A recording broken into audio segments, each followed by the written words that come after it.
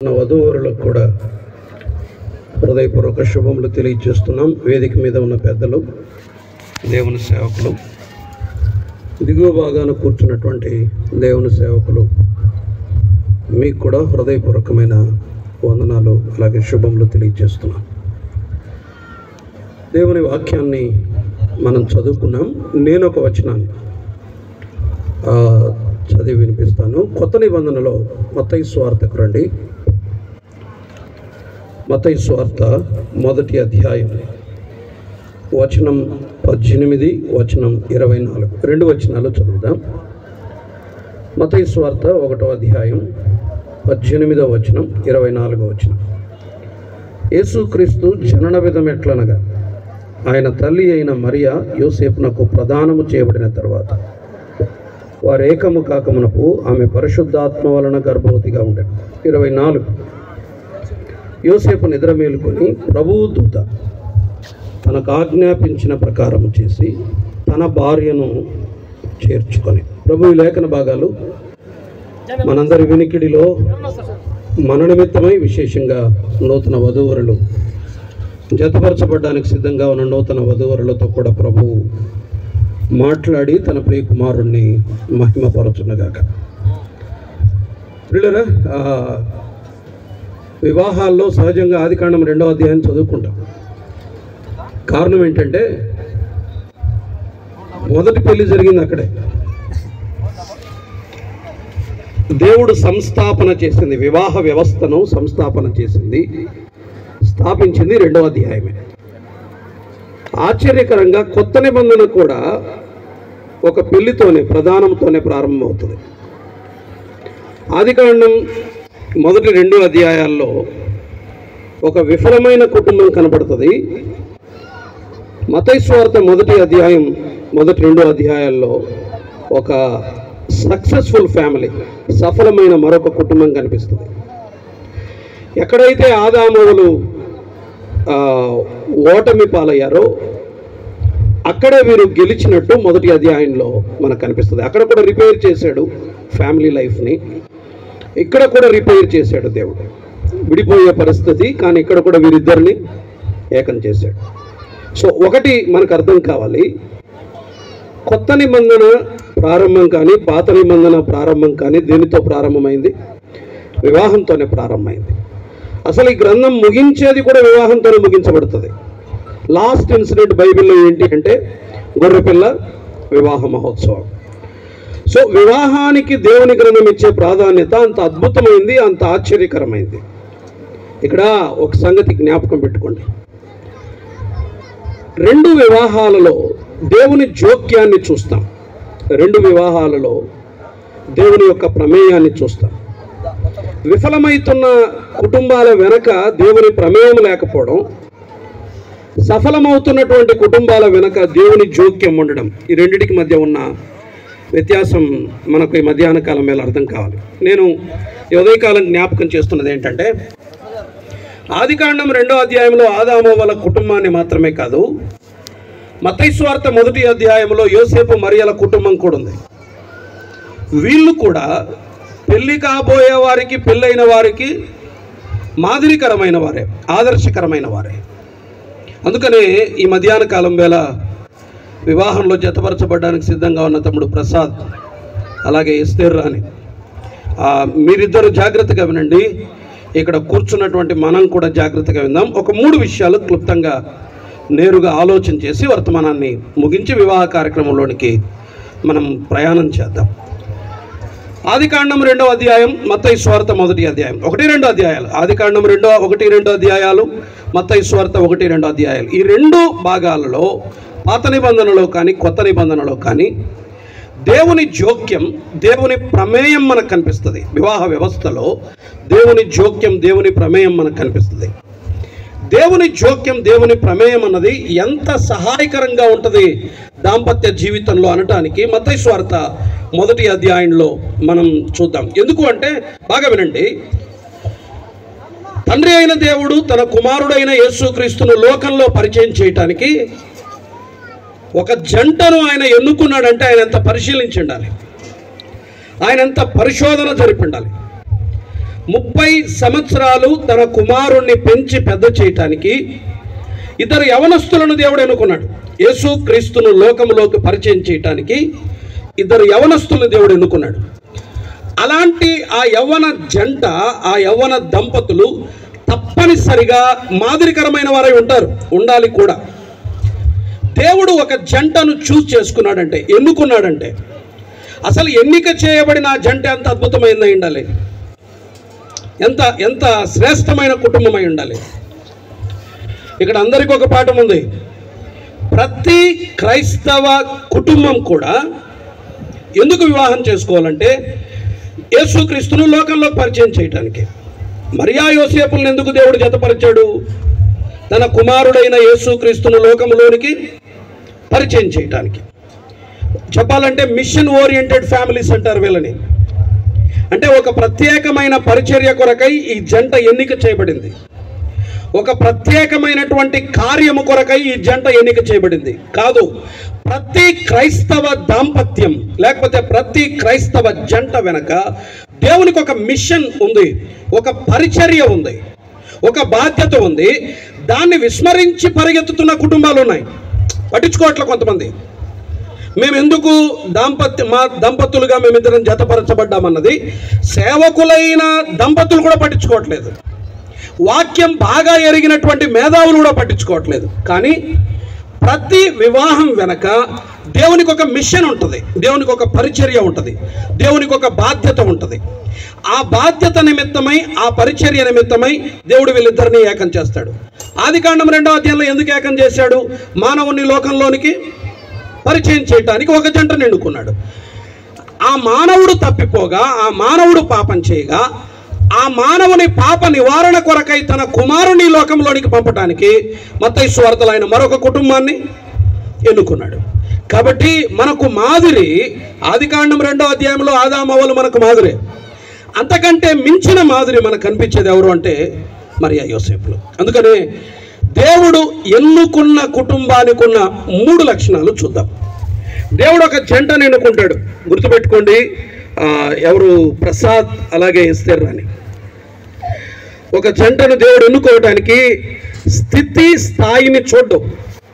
చదువుకున్న వాళ్ళే కానక్కర్లా, మేధావులే కానక్కర్లా, విద్యాబుద్ధులు తెలిసిన వారు కానక్కర్లేదు. ఎందుకు అంటే మరియా యోసేపులు వారు ధనవంతులు కాదు, సంపన్నవంతులు కాదు. వారు గువ్వపు పిల్లలను, గువ్వలను, తర్వాత పావురపు పిల్లలను బలికి తీసుకొని వచ్చారంటే వాళ్ళు చాలా పేదవారు, చాలా పేదవారు. నిరుపేద ఒక జంటను దేవుడు ఎన్నుకున్నాడు. గుర్తుపెట్టుకోండి, ఈ దినాన మీరు వివాహం చేసుకోబోతున్నారు. మీకు తెలియదు దేవునికి మీ పట్ల కూడా ఒక ప్రణాళిక ఉంది అని. ఒక ఉద్దేశం కొరకై దేవుడు మిమ్మల్ని ఇద్దరిని జతపరచబోతుండొచ్చు. అది మీరు అర్థం చేసుకోవాలి, మీరు అన్వేషించాలి. ప్రతి జంట, ఇక్కడ వేదిక మీద ఉన్న ప్రతి క్రైస్తవ దైవ సేవకుల కుటుంబాల వెనక, యేసుక్రీస్తును రక్షకునిగా అంగీకరించి భక్తిగా జీవించే ప్రతి విశ్వాసి కుటుంబం వెనక దేవునికి ఒక మిషన్ ఉంది, దేవునికి ఒక పరిచర్య ఉంది. అది విస్మరించి బ్రతుకుతున్నటువంటి కుటుంబాలు కొన్ని, దేవుడు అప్పగించిన పరిచర్యం కొరకే బతుకుతున్నటువంటి భార్యాభర్తలు మరికొంతమంది. అందుకని పెళ్ళి ఎంజాయ్ చేయండి, జీవితాన్ని అనుభవించండి, నీ భార్యతో నీవు ఆనందించు అని చెప్పి వదిలిపెట్టలేదు దేవుడు. పెళ్లి చేసుకున్న ప్రతి జంటకు ఆయన ఒక పరిచర్యను, ఆయన ఒక బాధ్యతను అప్పగిస్తాడు. అందుకని దేవుడు ఎన్నుకునే ఒక జంటకు ఒక అద్భుతమైన దాంపత్య జీవితానికి ఉండే 3 ముఖ్యమైన లక్షణాలు ఈ మధ్యాహ్న కాలం వేళ త్వరగా చదువుకొని వర్తమానాన్ని మనం ముగించేద్దాం. చూడండి, మొదటి సంగతి మనం చూద్దాం. మత్తయి సువార్త 1వ అధ్యాయం, మత్తయి సువార్త 1వ అధ్యాయం 20వ వచనం చూద్దాం. 20వ వచనం. అతడు ఈ సంగతులను గురించి ఆలోచించుచుండగా, ఇదిగో ప్రభుదూత స్వప్నమందు అతనికి ప్రత్యక్షమై అని ఉంటుంది. లూకా సువార్త చూద్దామా? లూకా సువార్త 1వ అధ్యాయం, లూకా సువార్త 1వ అధ్యాయం 26వ వచనం. 6వ నెలలో గబ్రియేలు అనే దేవదూత గలిలయలోని నజరేతు ఊరిలో దావీదు వంశస్థుడైన యోసేపును ఒక పురుషునికి ప్రదానము చేయబడిన కన్యక యొద్దకు దేవుని చేత పంపబడును. ఆ కన్యక పేరు మరియా. ఆ దూత లోపలికి వచ్చి ఆమెను చూచి అన్నది. అర్థమైందా మీకు? అర్థమైందో లేదో తెలియదు కానీ అర్థమయ్యేటట్టు చెప్తానండి. ఇద్దరికి కూడా ఎవరు వచ్చి మాట్లాడారు? ఇద్దరిని దేవదూతలు వచ్చి మాట్లాడారు. ఇప్పుడు చెప్పండి, ఇద్దరికి ఎవరితో సంబంధం ఉంది? పరలోకముతో సంబంధం ఉంది. హెవెన్లీ ఫ్యామిలీ, పరలోక కుటుంబం అని దేని అంటారంటే, వినండి, యోసేపుతో దేవుని దూత మాట్లాడాడు, మరియతో దేవుని దూత మాట్లాడాడు. అంటే వీళ్ళిద్దరికి ఎవరితో సంబంధం ఉంది? పరలోకముతో, దేవునితో, పరలోకముతో సంబంధం ఉంది. అందుకని గుర్తుంచుకోండి, దేవుడు ఎన్నుకునే ఒక నూతన జంటకుండే మొదటి లక్షణం ఏంటంటే, ఆ జంట తప్పనిసరిగా పరలోకముతో సంబంధాన్ని కలిగి ఉండాలి. పరలోక సంబంధము కలిగినటువంటి దంపతులు వారిద్దరితో దేవుడు విడివిడిగా మాట్లాడాడు. మరియతో దేవుడు మాట్లాడాడు, యోసేపుతో దేవుడు మాట్లాడాడు. ఏమర్థమవుతుంది? ప్రతి క్రైస్తవ జంటకుండే అతి ప్రాథమిక లక్షణం ఏంటంటే, భర్త దేవుని స్వరాన్ని వినే అలవాటు ఉండాలి, భార్యకు దేవుని స్వరము వినే అలవాటు ఉండాలి. వీలైతే భార్య భర్తలు ఇద్దరు కలిసి కూర్చొని ఒకే అధ్యాయాన్ని చదవాలి, వినపడేటట్టు. నీ భర్తకు చదువు రాదా? భార్య చదవాలి. భార్యకు చదువు రాదా? భర్త చదవాలి. కలిసి కూర్చొని ఒక అధ్యాయాన్ని చదవండి. ఎంత అద్భుతమైన సంగతి తెలుసా? ఒకవేళ ఒక జంట పరలోకముతో సంబంధాన్ని కలిగి ఉంటే, వాస్తవానికి ఇప్పుడు వినండి, వీళ్ళిద్దరి మధ్య ప్రాబ్లం వచ్చింది. ఏంటిది? యోసేపుకు అనుమానం వచ్చింది. ఈమె పెళ్లి కాకముందు ఎట్లా గర్భవతి అయింది? అదే ఆయనకు వచ్చిన అనుమానం. ఇప్పుడు ఈ అనుమానాన్ని, ఆ అనుమానం ఎక్కువైపోయి వీళ్ళిద్దరు విడిపోయే ప్రమాదం ఏర్పడింది. విడిపోయే ప్రమాదం ఏర్పడినప్పుడు జోక్యం చేసుకుంది ఎవరు? మళ్ళీ దేవుడే. ఎలా మాట్లాడాడు? దేంతో మాట్లాడాడు? వాక్యము ద్వారా మాట్లాడాడు. గుర్తుంచుకోండి, దేవుని వాక్యం దాంపత్య జీవితంలోని అనుమానాలను, మనస్పర్ధలను, అభిప్రాయ భేదాలను నివారణ చేస్తుంది. అర్థమయ్యేటట్టు చెప్తాను. రేపు పొద్దున పెళ్ళైన ఒక 6 నెలలకి ప్రసాద్కి ఎస్తీర్రానికి ఒక ప్రాబ్లం వస్తుంది, ఒక సమస్య వస్తుంది. సమస్య వచ్చినప్పుడు ఆయన అంటాడు, మన ఆయన దగ్గరికి పోతాను, పోయి చెప్తాను అంటాడు. ఈమెంటది, నేను మన ఆయన దగ్గరికి పోతాను, మన ఆయనకు విషయం చెప్తాను అంటది. వాస్తవానికి వీళ్ళిద్దరూ ఒక పని చేయొచ్చు. ఏంటది? మన ఇద్దరం వాక్యం దగ్గరికి పోదాం. ఎక్కడికి? వాక్యం దగ్గరికి. వాక్యం దగ్గర కూర్చొని సమస్య ఇది, వాక్యం ఏం చెప్తుందో చూద్దాం. వాక్యం మన ఇద్దరి సమస్యకు ఏమని సమాధానం చెప్తుంది? నేను ఒక ప్రశ్న ఇస్తాను. వాక్యము సమాధానము చెప్పని సమస్యలు భూమి మీద ఉంటాయా? నాకు తెలుసుండవు, అసాధ్యం. మానవ జీవితంలో ప్రతి సమస్యకు జవాబునివ్వగలిగిన ఏకైక గ్రంథం మన చేతిలో ఉంది, దేవుని గ్రంథం. భార్యాభర్తలకు సమస్య వచ్చింది, వీళ్ళిద్దరూ దేవుని స్వరం వినే అలవాటు కలిగిన వారైతే, వింటున్నారు కదా మీ ఇద్దరు దేవుని స్వరం వినే అలవాటు కలిగిన వారైతే ఇద్దరు వెళ్ళి, రా కూర్చుందాం, ఏం మన ఇద్దరికి మధ్య సమస్య వచ్చింది కదా, రా కూర్చుందాం రా. ఎక్కడ? వాక్యం దగ్గర. వాక్యం దీనికి ఏం జవాబు చెప్తుంది? మీకు అర్థం కాలేదా? వాక్యం తెలిసిన ఒక దైవజనుడి దగ్గరికి వెళ్ళండి. సార్ మీరు చెప్పొద్దు సలహా, మీకు వాక్యం తెలుసు కదా, మా ఇద్దరి మధ్య సమస్య వచ్చింది, వాక్యం ఏం చెప్తుందో నాకు చెప్పండి.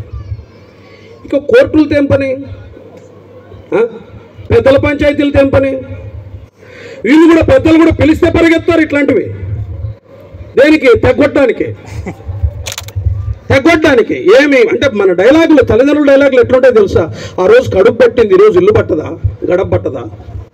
రామ్మా వచ్చేయి, ఏం నేను సాకలేనా? ఈయప్ప ఏమంటాడు, వీళ్ళ తల్లిదండ్రులు ఏమంటారు? ఏమి వాళ్ళకి ఎంత ఉంటే నీకెంత ఉండాలా? మనుషుల దగ్గరికి వెళితే బాగు చేయటం కంటే పాడు చేయటమే జరుగుతుంది. గుర్తుంచుకోండి. ఒక వచనం చూపిస్తాను, తిప్పక్కర్లేదు.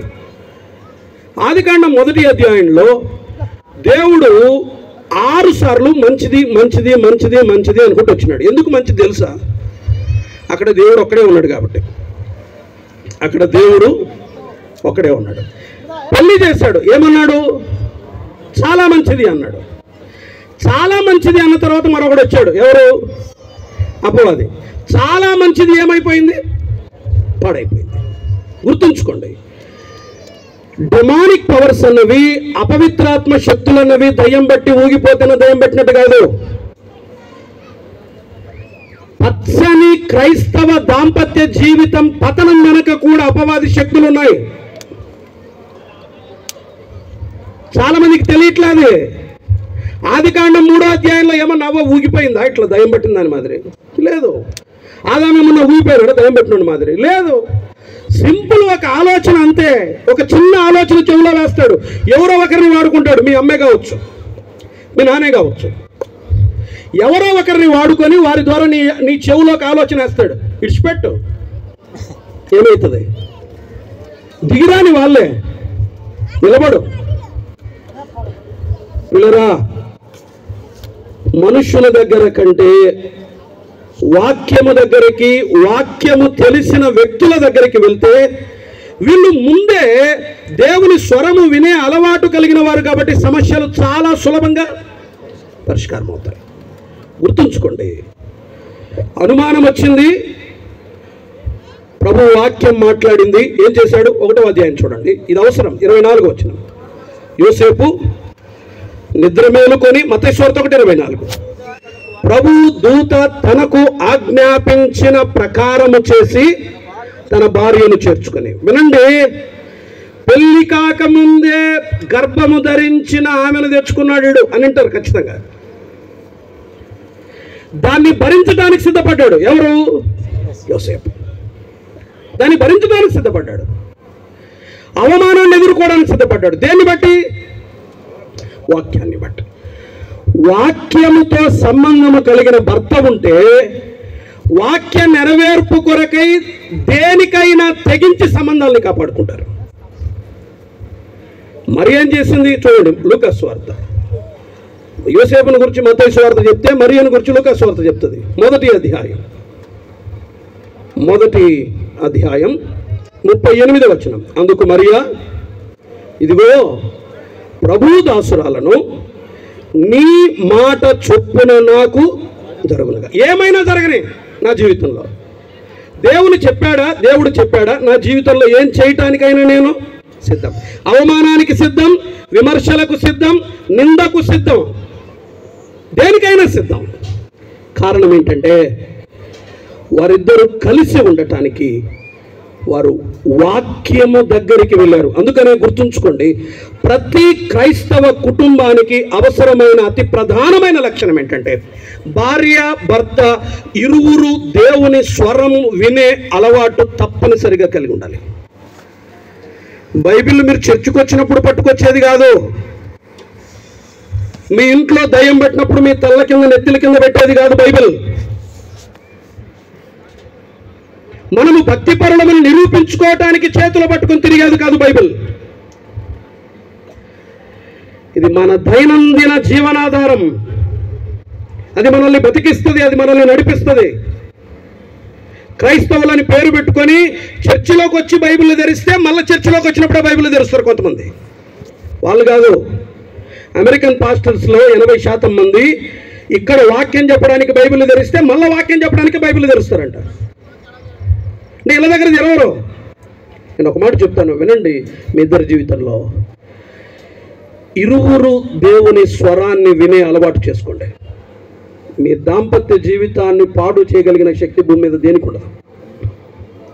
మీరు కలిసి కొనసాగుతారు. ఇద్దరు దేవుని స్వరాన్ని వినండి. మరియ వినండి, యోసేపు విన్నాడు. సో దేవుడు ఒక జంటను ఎన్నుకున్నప్పుడు దేవుడు చూసిన మొదటి లక్షణం ఏంటంటే పరలోక సంబంధము కలిగిన జంట, దేవుని స్వరాన్ని వినే అలవాటు. ఇక్కడ కూర్చున్న మనమంతా ఒక సూటి ప్రశ్న, చాలా కుటుంబాలు ఉన్నాయి. సమస్యల కొరకు మనుషుల దగ్గరికి పరిగెత్తక్కర్లేదు. ఇద్దరు పరిగెత్తి వెళ్ళి వాక్యం దగ్గర కూర్చొని వాక్యం ఏం చెప్తుందో ప్రశ్నించి అందులో సమాధానాన్ని కనుగొంటే సమస్య పరిష్కారం చాలా సులభం.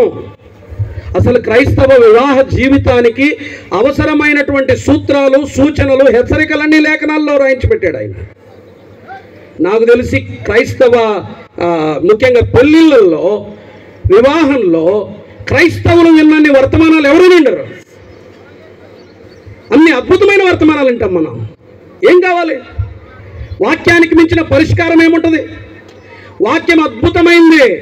జీవితకాలం శ్వాస ఆగే వరకు మీ ఇద్దరిని కలిసి నడిచేటట్టు చేసేది ఈ వాక్యం.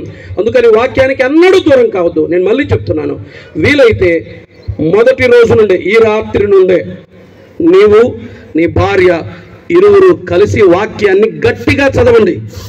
నువ్వు గట్టిగా చదువుతుంటే నీ భార్య వినాలి, నీ భార్య చదువుతుంటే నీవు కూడా వినాలి.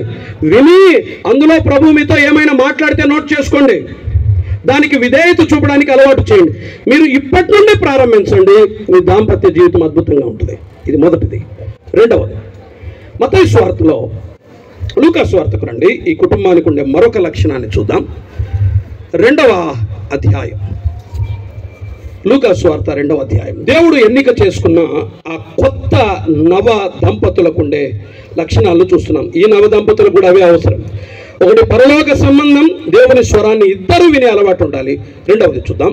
2వ అధ్యాయం 4వ వచనం చదువుతున్నాను. యోసేపు దావీదు వంశములోను గోత్రములోను పుట్టినవాడు గనుక తనకు భార్యగా ప్రదానము చేయబడి, చదవండి, గర్భవతి అయిన మరియతో కూడా ఆ సంఖ్యలో వ్రాయబడుటకు గలిలయలోని నజరేతు నుండి యూదయలోని బెత్లెహేము అనబడిన దావీదు ఊరికి వెళ్ళాను. ఇప్పుడు చెప్పండి, రెండవది ఏంటంటే వీరిద్దరి ప్రయాణం ఒకే వైపు ఉంది. ఎక్కడికి?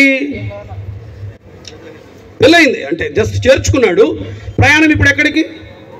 బెత్లెహేము వైపు. ఎందుకు బెత్లెహేము వైపే? బెత్లెహేము వైపే ఎందుకు? చూడండి కావలిస్తే. మత్తయి సువార్త 1వ అధ్యాయం, మత్తయి సువార్త 1వ అధ్యాయం 5వ వచనం, 2వ అధ్యాయం 5వ వచనం, సారీ 2వ. అందుకు వారు యూదయ బెత్లెహేములోనే, ఎలయనగా యూదయ దేశపు బెత్లెహేము యూదా ప్రధానులలో ఎంత మాత్రం అల్పమైన దానవు కావు, ఇశ్రాయేలును నా ప్రజలను పరిపాలించు అధిపతి నీలో నుండి వచ్చును అని ప్రవక్త ద్వారా వ్రాయబడి ఉన్నది అన్నారు. ఇప్పుడు చెప్పండి, ఇద్దరి ప్రయాణం ఎక్కడికి? బెత్లెహేముకు. ఎందుకు బెత్లెహేముకు? ఇలా చెప్పనివ్వండి, వాక్యం నిమిత్తమే ఇలా చెప్పుకుందాం. పరలోకము కొరకు ప్రయాణము చేసిన కుటుంబం, లేకపోతే ప్రభువు నిమిత్తం ప్రయాణము చేసిన కుటుంబం. ఇద్దరికి వినాలి బాగా, 2 కళ్ళు లేవు, లేకపోతే 2 దృష్టులు లేవు. ఈయన కళ్ళేమో ఇటువైపు, ఆమె కళ్ళేమో అటువైపు లేవు. ఇద్దరి కళ్ళు ఒకే దాని వైపు. దేని వైపు? బెత్లెహేముకు వెళ్ళాలి. ఎందుకు బెత్లెహేముకు వెళ్ళాలంటే లేఖనములలో వ్రాయబడినది నెరవేరాలి అనంటే మన ఇద్దరం ఎక్కడికి వెళ్ళాలి? బెత్లెహేముకు వెళ్ళాలి అని ఇరువురు కలిసి ప్రయాణం చేశారు. దేని నిమిత్తమై ప్రయాణం చేశారు? పరలోకం కొరకు. సంపద కొరకు వారు ప్రయాణం చేయాల. ఇలా చెప్పనివ్వండి, యేసుక్రీస్తు అనేకుల హృదయాలలో జన్మించు నిమిత్తమై సర్వలోక పాప నివారణ పరిష్కారం ప్రభు అయిన యేసుక్రీస్తు వారి అని సర్వలోకానికి తెలియచేయు నిమిత్తమై ఈ ఇద్దరు యవనస్తులు దాని నిమిత్తం ప్రయాణం చేశారు. యేసుక్రీస్తు లోకానికి పరిచయం చేయటానికి దాని కొరకై ప్రయాణం చేశారు. మీకు అర్థమైంది అనుకుంటాను. ఒక క్రైస్తవ జంట ప్రయాణం లేకపోతే లక్ష్యం, గురి, గమ్యం ఏంటంటే యేసుక్రీస్తును లోకం తెలుసుకోవాలి. మేము ఆయన్ని పరిచయం చేయాలి. వీరు కడుపున మోసుకొని వెళ్ళారు, మనము హృదయాన మోసుకొని వెళ్ళాలి ఆయన్ని. దేని కొరకు మన ప్రయాణాలు? దేని కొరకు మన ప్రయాణాలు దేని నిమిత్తం చెప్పండి? ఎక్కడికి? ఏ లక్ష్యం దిశగా వెళ్తున్నాం? అయ్యా అమ్మా సార్ నేను నువ్వు ఉద్యోగము చేయి, నువ్వు వ్యాపారము చేయి, నువ్వు ఏదైనా వృత్తి చేసుకో, నువ్వు దైవ సేవకుడివిగా, నువ్వు కూలివాడివిగా, నువ్వు ఇంకొకటి ఏదైనా కానీ లక్ష్యం ఏంటి అంటే మా ఇద్దరి లక్ష్యం ఒకటే, యేసుక్రీస్తును లోకానికి పరిచయం చేయాలి. ఆయన అనేక హృదయాల్లో జన్మించాలి. ఒకవేళ అదే లక్ష్యముతో గనక ప్రతి క్రైస్తవ కుటుంబం బ్రతికింటే ఎంతమంది భారతదేశంలో నమ్ముకొని ఉండేవారో. సేవకు వచ్చిన సేవకులు మర్చిపోయారు యేసుక్రీస్తును లోకానికి పరిచయం చేయాలన్న సంగతి. డబ్బు వైపు ఒకడు, అధికారం వైపు మరొకరు, మరొక దాని వైపు మరొకరు ప్రయాణం చేస్తున్నాం. వీళ్ళు అట్లా కాదు. లేఖనము నెరవేరాలి. యేసుక్రీస్తును లోకములోనికి పరిచయం చేయటానికి, అనేక హృదయాలలో యేసుక్రీస్తు జన్మించటానికి, అనేకుల పాప నివారణగా, పరిష్కారముగా, ప్రాయశ్చిత్తార్థ బలిగా ఆ గొర్రెపిల్ల అయిన యేసుక్రీస్తును కనటానికి వారు బెత్లెహేముకు ప్రయాణం చేశారు. అయ్యా అమ్మా, మీరు ఎందుకు పెళ్లి చేసుకుంటారో తెలుసా? నువ్వు ఏ పనైనా చేసుకో, ఉద్యోగం చేసుకుంటావా, వ్యాపారం చేసుకుంటావా, మీ నాన్న వృత్తిని తీసుకుంటావా, వద్దులే, మీ నాయన వృత్తి చాలా ఆయనకే, నువ్వు మరొక పని చేసుకో, రైట్, ఇంకొకటి చేస్తావా, ఏమైనా చేయి, బట్ మీ ఇద్దరి లక్ష్యం ఏమై ఉండాలి? యేసుక్రీస్తుని ఇతరులకు పని చేయి. పెళ్ళికి పో, ఒకరికి చెప్పు. పేరంటానికి పో, ఒకరికి చెప్పు. ఒక లక్ష్యం. దేని కొరకు మన ప్రయాణం? యేసుక్రీస్తును లోకానికి పరిచయం చేయడం. నేను బైబిల్లో ఒక కుటుంబాన్ని చూపిస్తాను, చూడండి. ఒక వచనం చదువుదాం. కొరింథీయులకు రాసిన పత్రికలో, కొరింథీయులకు రాసిన మొదటి పత్రిక 16వ అధ్యాయంలో ఒక ఇల్లు కనిపిస్తుంది. 16వ అధ్యాయం, మొదటి పత్రిక 16వ అధ్యాయం 15వ వచనం. 16:15. స్టెఫెను ఇంటి వారు అకయ యొక్క ప్రథమ ఫలమై ఉన్నారనియు, వారు పరిశుద్ధులకు పరిచర్య చేయుటకు తమ్మును తాము అప్పగించుకొని ఉన్నారని నీకు తెలియను. స్టెఫెను ఇంటివారు, స్టెఫెను భార్య, వీళ్ళ లక్ష్యం ఏంటంటే పరిశుద్ధులకు పరిచర్య చేయడానికి తమను తాము అప్పగించుకున్నారు. వారింటి వారి లక్ష్యం. అయ్యా అమ్మా, దంపతులుగా మీ లక్ష్యం అదే, దంపతులుగా మన లక్ష్యం అదే. మళ్ళీ చెప్తున్నాను, మనం ఒక లక్ష్యాన్ని మర్చిపోయాం. క్రైస్తవ జీవితానికి నాడి లాంటిది, క్రైస్తవ జీవితానికి గుండెకాయ లాంటిది సువార్తను, యేసుక్రీస్తును ఇతరులకు తెలియచేయటానికి దాదాపుగా నిర్లక్ష్యం చేస్తున్నాం, దాన్ని మర్చిపోయాం. ప్రతి జంట దాని కొరకు ప్రయాణం చేయగలిగితే అది అద్భుతమైంది. ఇది రెండవది. ఒకటి, పరలోకముతో సంబంధము కలిగిన కుటుంబం. రెండవది, పరలోకము కొరకు ప్రయాణము చేసిన కుటుంబం. వాళ్ళు అందుకొరకే ప్రయాణం చేశారు, వాళ్ళకు వేరే ఆలోచనలు లేవు, కష్టపడ్డారు, చక్కగా ప్రయాణం చేశారు. మూడవది, చివరిది, ఆ మాట చదివి నేను ముగిస్తాను. 2వ అధ్యాయం లూకాసు వార్తలో 4వ వచనం మరలా చదువుదాం. లూకాసు వార్త 2వ అధ్యాయం 4వ వచనం, లేకపోతే 6వ వచనం నుండి చదవండి. వారు అక్కడ ఉన్నప్పుడు ప్రసవ దినముల నుండెను గనుక తన తొలిచూలు కుమారుని కని పొత్తిగుడ్డలతో చుట్టి సత్రములో వారికి స్థలము లేనందున ఆయనను పశువుల తొట్టిలో పరుండ పెట్టెను అని ఉంది. 2:4 ప్రసవ దినాలు నిండినప్పుడు అని ఉంటుంది. ఎక్కడున్నారు ప్రసవ దినాలు నిండినప్పుడు? మన కల్చర్ ఏమి? ఆయన అక్కడ హాస్పిటల్లో ఉంటుంది, ఈయన ఎక్కడ ఉంటాడు? ఇంట్లో ఉంటాడు. ఫోన్ చేస్తారు, ఏమని? అప్పుడు పోతాడు, లేకపోతే ఒక 2 రోజుల తర్వాత. ఈ కాలంలో అంటే కొంతమంది వెళ్తారులేండి, కొంతమంది వెళ్తే నామోషి అనేది. సరే, మన పాఠం ఏంటంటే అక్కడ ఒక మాట ఉంది, మీరు చూసారా? పొత్తిగుడ్డలతో చుట్టి. పొత్తిగుడ్డలు అంటే ఎవరికైనా తెలుసా? పుట్టిన బిడ్డ తుడుస్తారు చూడండి, మొత్తం అంటిన దాన్నే చుట్టారు ఆయనకి. అంత నిరుపేద ఆయన. ఇప్పుడు భార్య ఏమనాలి? లెక్కగా ఏం మాట్లాడాలి? పిల్లలకు బట్టలు తేవడానికి శాతగానుడివి. మనం మాట్లాడే మాటలేంటి? సహజంగా నా భర్త, ఒక మాట వినండి, తన భార్య ప్రసవ దినాలు నిండినప్పుడు భర్త ఆమెతోనే ఉన్నాడు. ఇలా చెప్పనివ్వండి, వారు ఒకరికై ఒకరు నిలిచిన కుటుంబం, లేకపోతే జంట. ఎవరు స్టాండ్ టుగెదర్, వారు కలిసి నిలబడ్డారు. సంక్షోభాల మధ్య, సమస్యల మధ్య, ప్రయాణాల మధ్య వారు కలిసి నిలబడ్డారు. వారు నెపములు మోపుకోలేదు, వారు నేరస్థాపన చేసుకోలేదు, వారు ఒకరినొకరు దెప్పిపడుచుకోలేదు, ఒకరి లోపాలు ఒకరు ఎత్తి చూపించుకోలేదు. వారు ఒకరి కొరకై ఒకరు నిలబడ్డారు. తన భార్య కష్టము దగ్గర భర్త నిలవబడ్డాడు, తన భార్య వేదన దగ్గర భర్త నిలవబడ్డాడు, తన భార్య యొక్క ప్రాణాపాయ స్థితి దగ్గర భర్త నిలబడ్డాడు. ఇద్దరే ఉన్నారు, ఎవరు లేరు, వాళ్ళిద్దరే ఉన్నారు. ఆమెకు ఆయన, ఆయనకు ఆమె. ఇదే సత్యం. ఎవ్వరు మనతో ఉండరు కొంతకాలానికి. నీవు నీ భార్యతో నీవు, కొంతమంది వినండి, ఇది అవసరమని చెప్తున్నాను. పిల్లలు పుట్టిన తర్వాత ఆ పిల్లల కొరకు భర్తల్ని నిర్లక్ష్యం చేసే తల్లులు ఉన్నారు.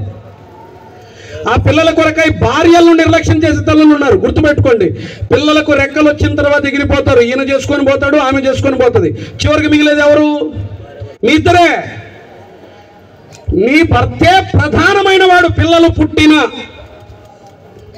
నీ భార్య ముఖ్యమైన వ్యక్తి పిల్లలు పుట్టిన. చివరి దాకా కడదాకా ప్రయాణం చేయాల్సింది మీరే. ఎవరి నిమిత్తం ఎవరు నిర్లక్ష్యం చేయకూడదు. తల్లి కోసం, అమ్మా, తల్లి కోసం, మీ అమ్మ కోసం, మీ నాన్న కోసం నీ భర్త నిర్లక్ష్యం చేయకూడదు.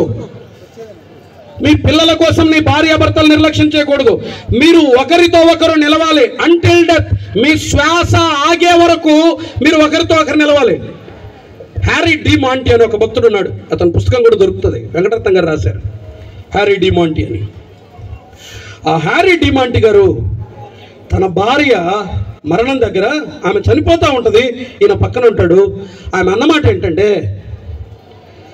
నేను చనిపోయేటప్పుడు, వాళ్ళిద్దరే ఉంటారు, ఎవరు ఉండరు వాళ్ళకి పాపం. ఆమె చనిపోయేటప్పుడు ఆయన భార్య ఆయనతో అంటది, అయ్యా నేను చనిపోయేటప్పుడు నువ్వు నాతో ఉన్నావు, రేపు పొద్దున నీ దగ్గర ఎవరు ఉంటారు? నా మరణం కంటే నన్ను ఎక్కువ బాధిస్తుంది అదే. నీకంటే నాకంటే నువ్వు ఒకవేళ నీవు మరణిస్తే నీ దగ్గర ఉండటానికి నేను ఉండను కదా, నీకెవరు ఉంటారు? నా భయం, నా బాధ అదే అని చెప్పి ఆమె ఏడిస్తే, నా మరణం నాకు భయం కాదు, రేపటి దినాన్ని నీతో ఎవరుండరు అన్న భయం. భార్యాభర్తలుగా ఒకరి కొరకు ఒకరు నిలువబడగలిగితే, ఒకరితో ఒకరు నిలువగలిగితే అది అద్భుతమైనటువంటి దాంపత్య జీవితం. ఆయన ఆర్థిక స్థితిని తెప్పిపోవడలేదు, మరియా ఓర్చుకుంది. పర్లేదు, నా భర్త తాలేడా, పర్లేదు, నా భర్తలో లోపముందా, పర్లేదు, నా భర్త ఈ విషయంలో బలహీనుడా, పర్వాలేదు, రైట్, నేను నీతో నిలబడతా, నువ్వు నాతో నిలబడు. సమస్యల దగ్గర, ఇబ్బందుల దగ్గర, కష్టాల దగ్గర, కన్నీళ్ళ దగ్గర నువ్వు నీ భార్యతో నిలబడు. అమ్మా, నీవు ఆయనతో నిలబడాలి. మీరు ఒకరితో ఒకరు నిలబడాలి. నిలబడాలంటే ఒక్క మాట చదివి నేను ప్రార్థన చేస్తాను. ఎఫెసీ పత్రిక ఇందాక చదివించారు కదా, జస్ట్ ఒక సింపుల్ ప్రిన్సిపల్ ఉంది, చాలా సాధారణమైన ప్రిన్సిపల్ ఉంది. మీ ఇద్దరు కలకాలం కలిసి నడవటానికి పెద్ద ఆజ్ఞలు బైబిల్ ఇవ్వలేదు. 2 సింపుల్ ప్రిన్సిపల్స్ పెట్టాడు ఆయన. ఎఫెసీ పత్రిక 5వ అధ్యాయం 22వ వచనం చదువుతున్నాను. స్త్రీలారా, ప్రభువునకు వలె మీ సొంత పురుషులకు లోబడి ఉండుడి అని ఉంది. 25వ వచనం చూడండి. పురుషులారా, మీరును మీ భార్యలను ప్రేమించుడి. మీరు కలిసి నిలవటానికి మీ ఇద్దరిని కలిపి ఉంచే ఒక లింక్ ఇది, బైబిల్ ఇచ్చిన లింక్ ఇది. ఏంటది అంటే సింపుల్, నువ్వు లోబడాలి, ఆయన ఏం చేయాలి? కష్టమైన ఆజ్ఞలు ఇలా ఆయన భార్యాభర్తలు కలిసి ఉండడానికి కష్టం. 20 అమ్మా నీకు 20 సూత్రాలని చెప్పలా. నువ్వు కొలసి పత్రిక చదువు, అదే ఉంటుంది. ఎఫెసీ పత్రిక చదువు, అదే ఉంటుంది. నువ్వు బైబిల్కి సంబంధించి భార్యల మీద బరువైన ఆజ్ఞలు మోపలేదు ఆయన. ఒక్క మాట చెప్పాడు. ఆయన ఏమన్నాడు? మళ్ళీ లోబడు. ఆయన ఏం చేయమన్నాడు? ప్రేమించమన్నాడు. కొంచెం ఇట్లా చెప్పుకుందాం. ప్రసాద్ విను, నీవు నీ భార్య, నువ్వు ప్రేమిస్తా ఉంటే నీ భార్యకు లోబడే బుద్ధి పుట్టాలి. అంటే లోబడే విధంగా నీవు ఆమెను ప్రేమించాలి. అమ్మా నువ్వు విను, నువ్వు ఎట్లా చేయాలంటే ఆయన నిన్ను ప్రేమించేటట్టు నువ్వు లోబడాలి. నువ్వు లోబడతా ఉంటే ఆయనకేం పుట్టాలి? బాగా నా భార్యను ప్రేమించాలని బుద్ధి, అంతే. నువ్వు లోబడతా ఉంటే అబ్బా ఎంత మంచిది. అసలు మీకు పేతురు 1వ పత్రిక 3వ అధ్యాయంలో స్త్రీల సౌందర్యం, లిప్స్టిక్ మీరు దిగేసుకున్నాను. మీరు తీసుకుంటే తప్పేమన్నట్లేదు, నేను దాని గురించి మాట్లాడడం లేదు. లేకపోతే ఈ నగలు, లేకపోతే ఇవి కాదు, వారు విధేయత చేత తమ్మును తాము అలంకరించుకొండ్రి అనేది. అసలు అలంకరణ ఏంటో తెలుసా? స్త్రీకి అత్యంత అసహ్యకరమైన స్త్రీ ఎవరో తెలుసా? తిరుగుబాటు, మూర్ఖపు స్వభావము కలిగిన స్త్రీ. భార్యను ధిక్కరించి భార్య నెత్తి మీద కాలు పెట్టే స్త్రీ ప్రపంచంలో అత్యంత అసహ్యమైన స్త్రీ. ఎవరైనా ఉంటే చూడండి ఒకసారి. అత్యంత సుందరమైన స్త్రీ ఎవరో తెలుసా? Most obedient wife. విధేయత, దీనత్వము చూపే భార్య. అమ్మా, నువ్వు విధేయత చూపుతూరా ప్రసాద్, నువ్వు ప్రేమిస్తూరా మీరు నిలబడే ఉంటారు. ఎప్పటి వరకు? లాస్ట్ వరకు. ఈ ప్రిన్సిపల్ ఎక్కడ మారనియొద్దు. ఇంటికి పోయిన తర్వాత ఎవరెవరు సలహా ఇస్తారు, వీళ్ళు వాళ్ళు ఏమి ఎట్లా చెప్తే అట్లా ఉండొద్దమ్మా, బతకనీరు దక్కనీరు, కొంచెం మాట్లాడు, వాయిస్ రైజ్ చేయి, మారుతారనమాట. నువ్వు ఇట్లుండొద్దు అట్లుండదు, ఎవరి సలహాలు వినొద్దు అసలు. నీ భర్తతో ఇట్లుండు అట్లుండు అని ఈ తిక్క సలహాలు ఇస్తుంటారు చూడండి, వాళ్ళు గుర్తుపెట్టుకోండి.